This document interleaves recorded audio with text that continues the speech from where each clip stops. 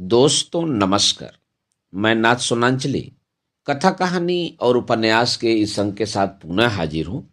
दोस्तों, इस समय हम लोग सुन रहे हैं कथा सम्राट प्रेमचंद की लिखी हुई मानसरोवर भाग 1 से कुछ कहानियों का वाचन। इस कड़ी में आज लीजिए सुनिए एक और कहानी, घर जमाई का वाचन, मेरे अर्थात नाथ सोनांचली के स्वर में। हरिधन जेठ की दोपहरी में ऊख में पानी देकर आया और बाहर बैठा रहा। घर में से धुआं उठता नजर आता था। छन छन की आवाज भी आ रही थी। उसके दोनों साले उसके बाद आए और घर में चले गए। दोनों सालों के लड़के भी आए और उसी तरह अंदर दाखिल हो गए, पर हरिधन अंदर न जा सका। इधर 1 महीने से उसके साथ यहां जो बर्ताव हो रहा था और विशेषकर कल उसे जैसी फटकार सुननी पड़ी थी, वह उसके पांव में बेड़ियां सी डाले हुए था। कल उसकी सासी ने तो कहा था, मेरा जी तुमसे भर गया, मैं तुम्हारी जिंदगी का ठेका लिए बैठी हूं क्या। और सबसे बढ़कर अपनी स्त्री की निष्ठुरता ने उसके हृदय के टुकड़े कर दिए थे। वह बैठी यह फटकार सुनती रही, पर एक बार भी तो उसके मुंह से न निकला, अम्मा तुम क्यों इनका अपमान कर रही हो। बैठी गटगट सुनती रही। शायद मेरी दुर्गति पर खुश हो रही थी। इस घर में वह कैसे जाए? क्या फिर वही गालियां खाने, वही फटकार सुनने के लिए? और आज इस घर में जीवन के 10 साल गुजर जाने पर यह हाल हो रहा है। मैं किसी से कम काम नहीं करता हूं। दोनों साले मीठी नींद सोते रहते हैं और मैं बैलों को सानी पानी देता हूं, छाटी काटता हूं। वहां सब लोग पल पल पर चिलम पीते हैं। मैं आंखें बंद किए अपने काम में लगा रहता हूं। संध्या समय पर घर वाले गाने बजाने चले जाते हैं। मैं घड़ी रात तक गाय भैंसे दुहता हूं। उसका यह पुरस्कार मिल रहा है कि कोई खाने को भी नहीं पूछता, उल्टे और गालियां मिलती हैं। उसकी स्त्री घर से डोल लेकर निकली और बोली, जरा इसे कुएं से खींच लो, एक बूंद पानी नहीं है। हरिधन ने डोल लिया और कुएं से पानी भर लाया। उसे जोर से भूख लगी हुई थी। समझा अब खाने को बुलाने आएगी, मगर स्त्री डोल लेकर अंदर गई तो वहीं की हो रही। हरिधन थका मादा क्षुधा से व्याकुल पड़ा सो रहा। सहसा उसकी स्त्री गुमानी ने आकर उसे जगाया।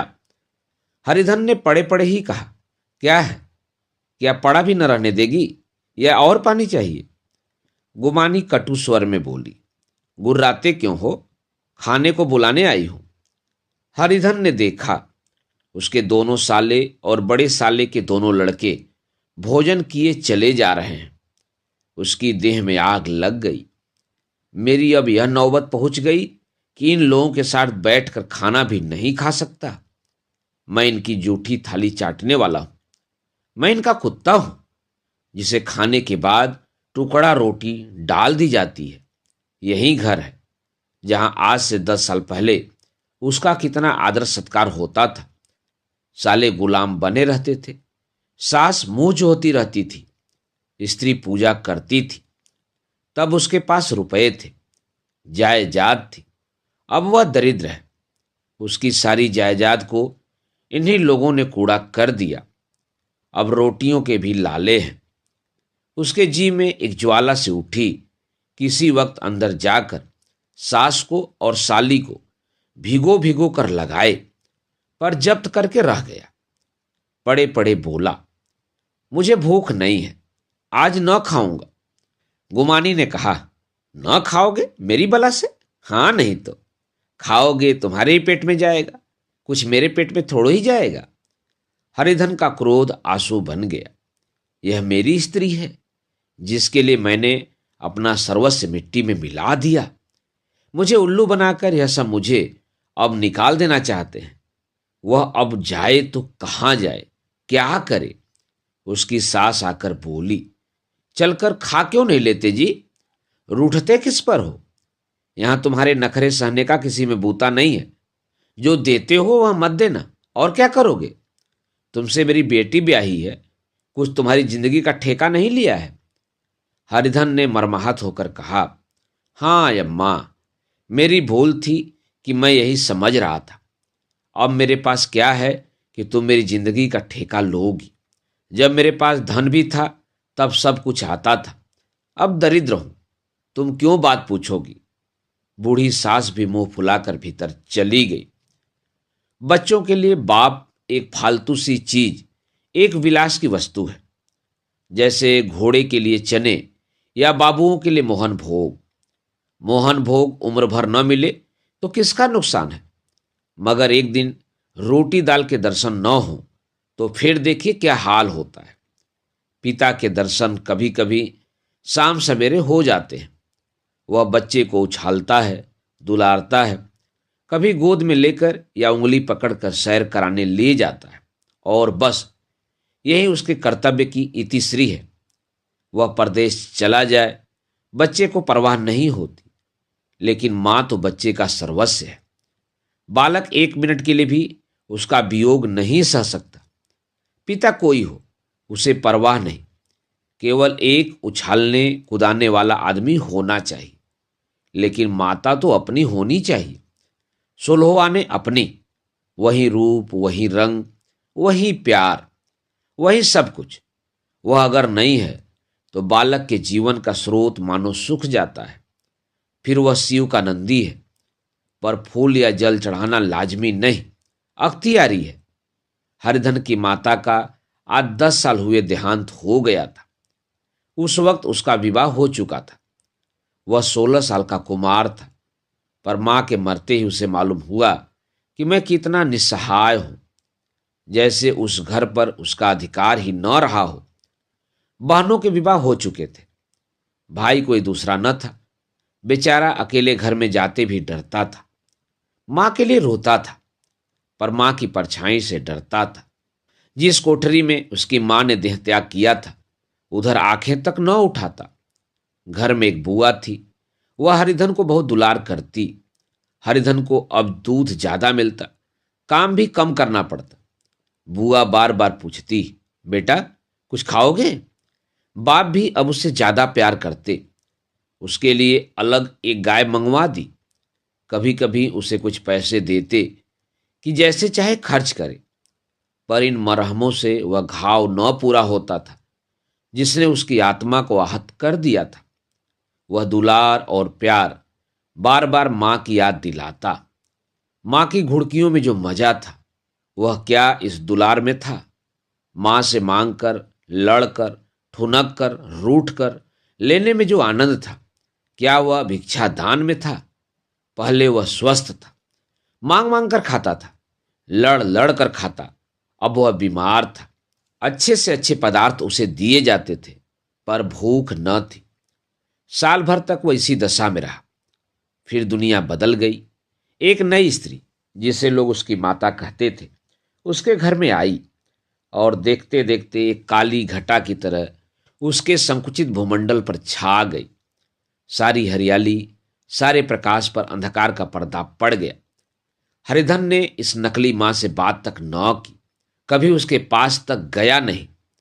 एक दिन घर से निकला और ससुराल चला गया।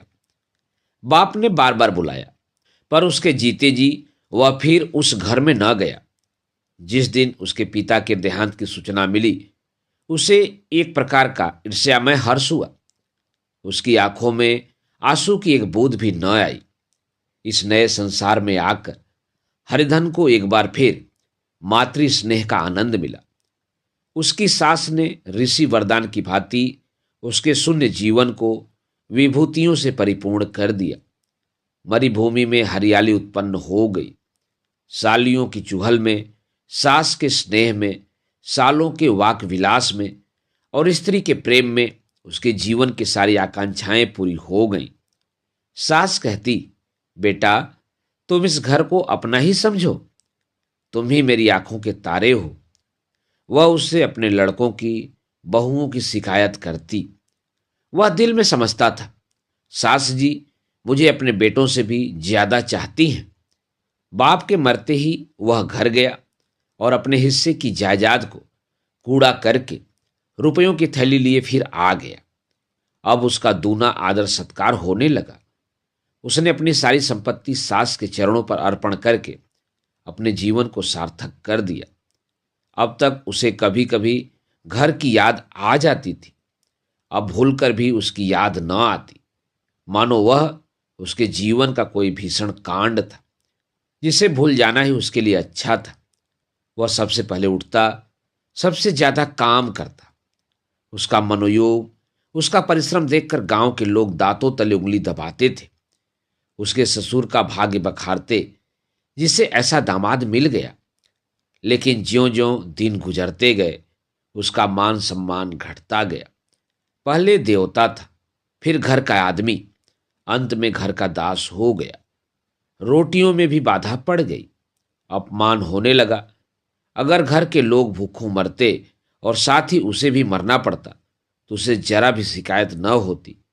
लेकिन जब वह देखता और लोग मूंछों पर ताव दे रहे हैं, केवल मैं ही दूध की मक्खी बना दिया गया हूं, तो उसके अंतःस्थल से एक लंबी ठंडी आह निकल जाती। अभी उसकी उम्र कुछ 25 साल की तो थी। इतनी उम्र इस घर में कैसे गुजरेगी? और तो और उसकी स्त्री ने भी आंखें फेर ली। यह उस विपत्ति का सबसे क्रूर दृश्य था। हरिधन तो उधर भूखा प्यासा चिंता दाह में जल रहा था। इधर घर में सास जी और दोनों सालों में बातें हो रही थी। गुमानी भी हां में हां मिलाती जाती थी। बड़े साले ने कहा, हम लोगों की बराबरी करते हैं, यह नहीं समझते कि किसी ने उनकी जिंदगी भर का बीड़ा थोड़े ही लिया है। 10 साल हो गए, इतने दिनों में क्या 2-3 हजार रुपए न हड़प गए होंगे? छोटे साले ने कहा, मजूर हो तो आदमी घुड़के भी, डांटे भी। अब इनसे कोई क्या कहे? न जाने इनसे कब पिंड छूटेगा या छूटेगा भी नहीं। अपने दिल में समझते होंगे मैंने 2 हजार रुपए नहीं दिए हैं। यह नहीं समझते कि उनके 2 हजार रुपए कब के उड़ चुके हैं। 1.25 सेर तो 1 जून को चाहिए। सास गंभीर भाव से बोली, बड़ी भारी खुराक है। गुमानी माता के सिर से जूं निकाल रही थी। सुलगते हुए हृदय से बोली, निकम्मे आदमी को खाने के सिवा और काम ही क्या रहता है? बड़ा साला, खाने की बात नहीं है, जिसको जितनी भूख हो उतना खाए, लेकिन कुछ पैदा करना चाहिए। यह नहीं समझते कि पहुनई में किसी के दिन कटे हैं। छोटा साला, मैं तो एक दिन कह दूंगा, अब आप अपनी राह लीजिए, आपका कर्जा नहीं खाया है। गुमानी घर वालों की ऐसी ऐसी बातें सुनकर अपने पति से द्वेष करने लगी थी। अगर वह बाहर से 4 पैसे लाता तो इस घर में उसका कितना मान सम्मान होता। वह भी रानी बनकर रहती। न जाने क्यों कहीं बाहर जाकर कमाते उसकी नानी मरती है। गुमानी की मनोवृत्तियां अभी तक बिल्कुल बालपन की सी थी। उसका अपना कोई घर न था। उसी घर का हित अहित उसके लिए प्रधान था। वह भी उन्हीं शब्दों में विचार करती, इस समस्या को उन्हीं की आंखों से देखती जैसे उसके घर वाले देखते थे। सच तो है, 2 हजार रुपए में क्या किसी को मोल ले लेंगे? 10 साल में 2 हजार रुपए होते ही क्या हैं? 200 ही तो साल भर के हुए। क्या 2 आदमी साल भर में भी 200 न खाएंगे? क्या 2 आदमी साल भर में 200 भी न खाएंगे? फिर कपड़े लत्ते, दूध, घी सब कुछ तो है। 10 साल हो गए, एक पीतल का छल्ला नहीं बना। घर से निकलते तो जैसे इनके प्राण निकलते हैं। जानते हैं, जैसे पहले पूजा होती थी वैसे ही जन्म भर होती रहेगी। यह नहीं सोचते कि पहले और बात थी, अब और बात है। बहू ही पहले ससुराल जाती है तो उसका कितना महात्म होता है। उसके डोली से उतरते ही बाजे बजते हैं। गांव मोहल्ले की औरतें उसका मुंह देखने आती हैं और रुपए देती हैं। महीनों उसे घर भर से अच्छा खाने को मिलता है, अच्छा पहनने को। कोई काम नहीं लिया जाता, लेकिन 6 महीने बाद उसकी कोई बात भी नहीं पूछता। वह घर भर की लौंडी हो जाती है। उनके घर में मेरी तो वही गति होती है। फिर काहे को रोना? जो यह कहो कि मैं तो काम करता हूं तो तुम्हारी भूल है। मजूर और बात है, उसे आदमी डांटता भी है, मारता भी है। जब चाहता है रखता है, जब जी चाहता है निकाल देता है, कस कर काम लेता है। यह नहीं कि जब जी में आया कुछ काम किया, जब जी में आया पढ़कर सो रहे। हरिधन भी पड़ा अंदर ही अंदर सुलग रहा था कि दोनों साले बाहर आए और बड़े साहब बोले, भैया उठो, तीसरा पहर ढल गया, कब तक सोते रहोगे, सारा खेत पड़ा है। हरिधन चट से उठ बैठा और तीव्र स्वर में बोला, क्या तुम लोगों ने मुझे उल्लू समझ लिया है? दोनों साले हक्का बक्का हो गए। जिस आदमी ने कभी जबान नहीं खोली, हमेशा गुलामों की तरह हाथ बांधे हाजिर रहा, वह आज एकाएक इतना आत्माभिमानी हो गया। यह उनको चौंका देने के लिए काफी था। कुछ जवाब न सूझा।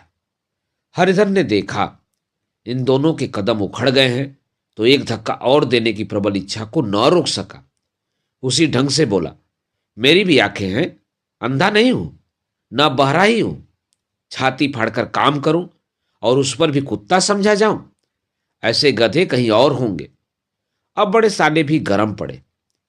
तुम्हें किसी ने यहां बात तो नहीं रखा है? अब की हरिधन लाजवाब हुआ, कोई बात न सूझी। बड़े ने फिर उसी ढंग से कहा, अगर तुम यह चाहो कि जन्म भर पाहुन बने रहो और तुम्हारा वैसा ही आदर सत्कार होता रहे तो यह हमारे बस की बात नहीं। हरिधन ने आंखें निकाल कर कहा, क्या मैं तुम लोगों से कम काम करता हूं? बड़े, यह कौन कहता है? हरिधन, तो तुम्हारे घर की यही नीति है कि जो सबसे ज्यादा काम करे वही भूखों मारा जाए? बड़े, तुम खुद खाने नहीं गए?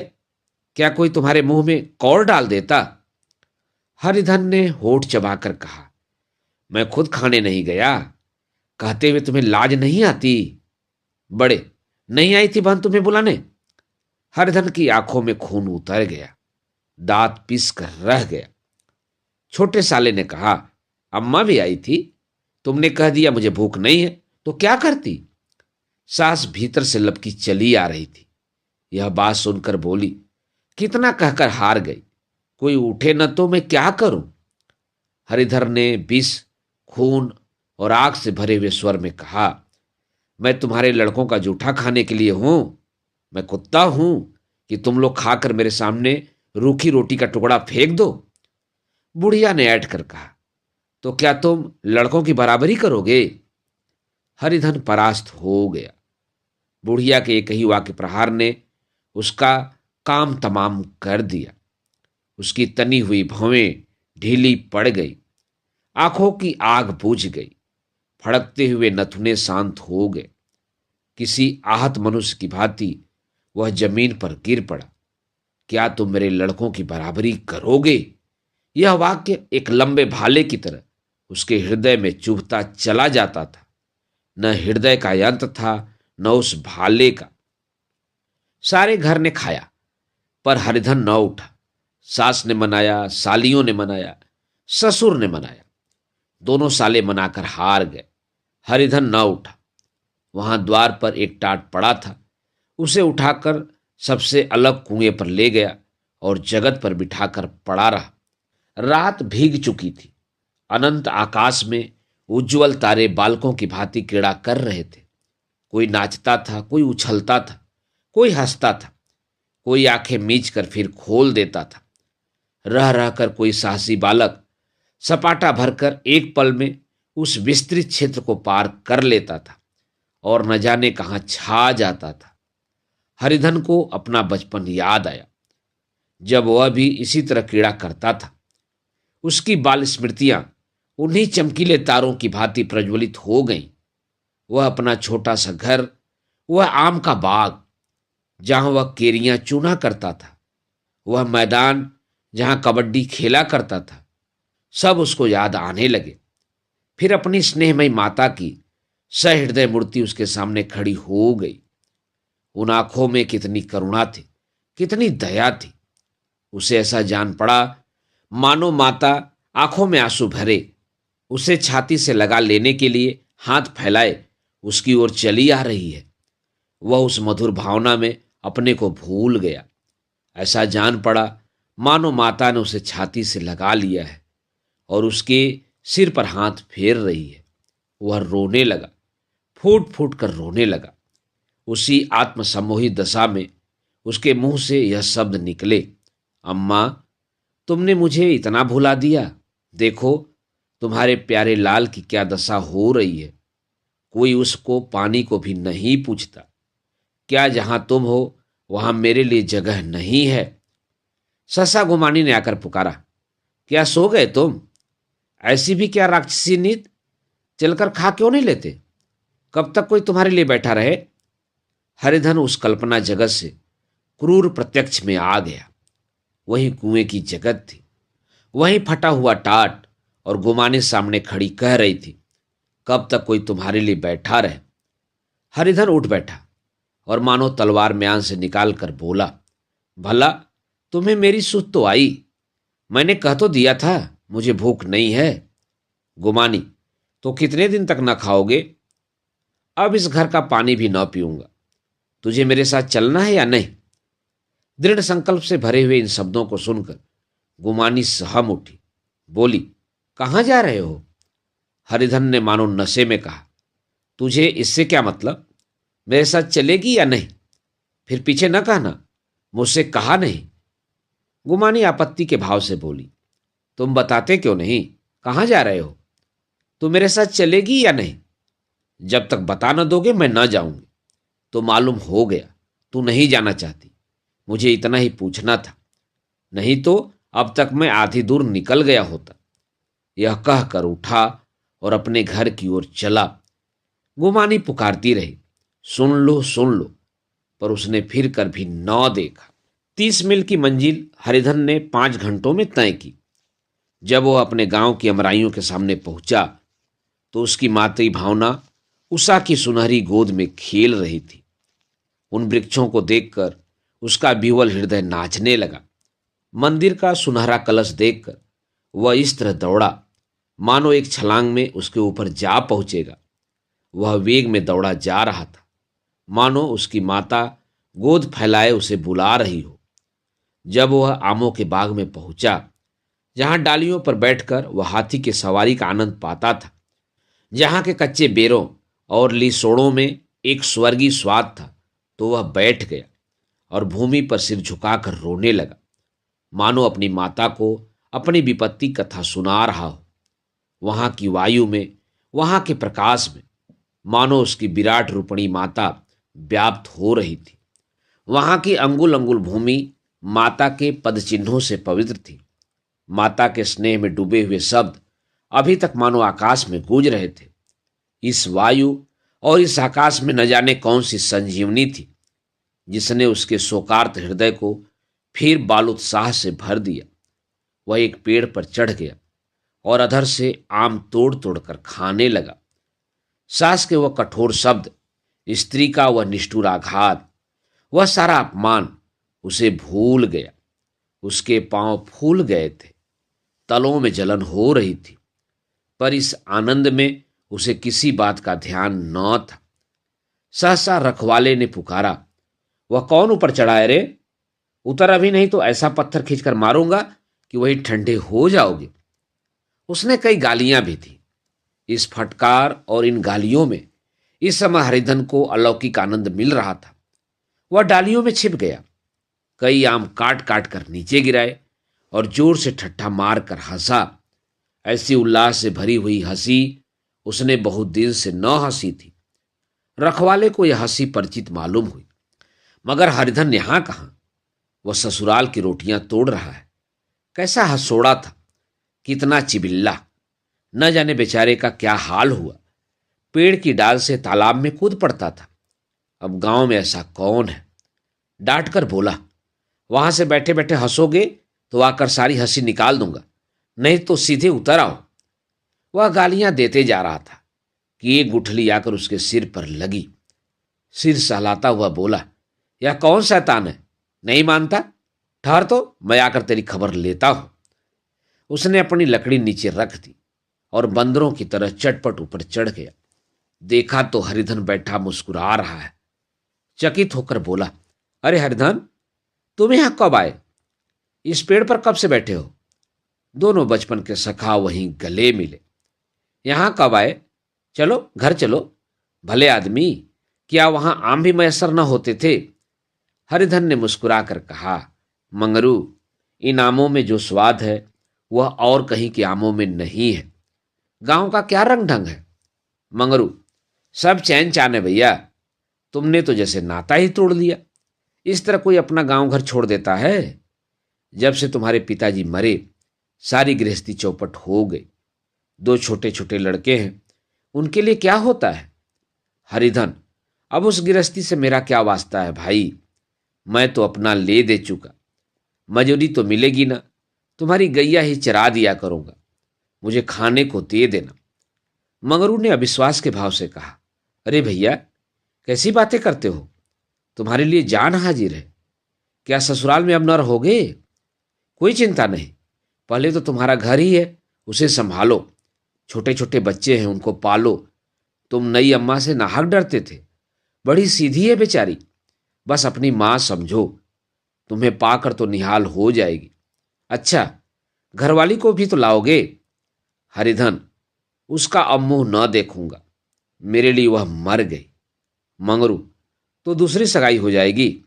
अब की ऐसी मेहरिया ला दूंगा कि उसके पैर धो धोकर पियोगे, लेकिन कहीं पहली आ गई तो?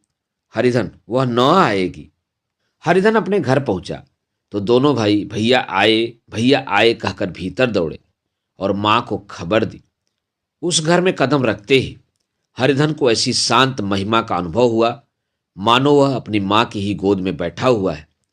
इतने दिनों ठोकरे खाने से उसका हृदय कोमल हो गया था।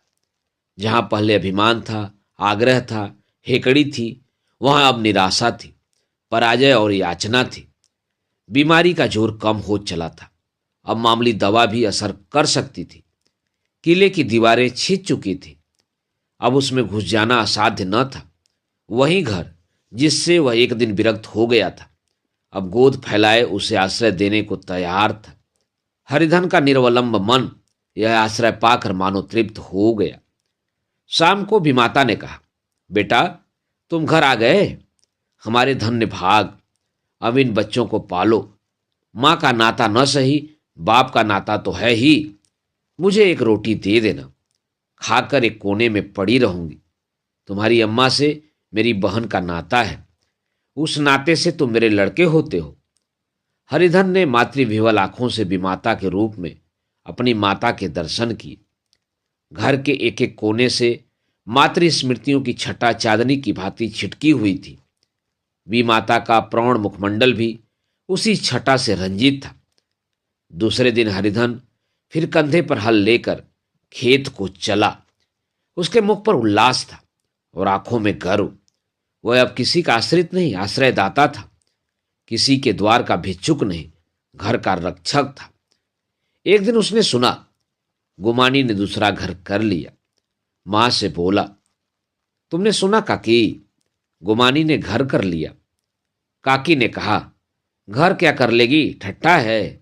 बिरादरी में ऐसा अंधेर, पंचायत नहीं अदालत तो है। हरिधन ने कहा, नहीं काकी, बहुत अच्छा हुआ, ला महावीर जी को लड्डू चढ़ाया हूं। मैं तो डर रहा था कहीं मेरे गले न आ पड़े, भगवान ने मेरी सुन ली। मैं वहां से यही ठान कर चला था, अब उसका मुंह न देखूंगा। दोस्तों, अभी आप सुन रहे थे कथा सम्राट प्रेमचंद की लिखी हुई मानसरोवर भाग 1 से एक कहानी घर जमाई का वाचन मेरे अर्थात नाथ सोनांचली के स्वर में। दोस्तों, और भी किस्से, कहानी और उपन्यास सुनने के लिए आप मेरे साथ कथा, कहानी और उपन्यास के साथ जुड़े रहें। धन्यवाद। नमस्कार।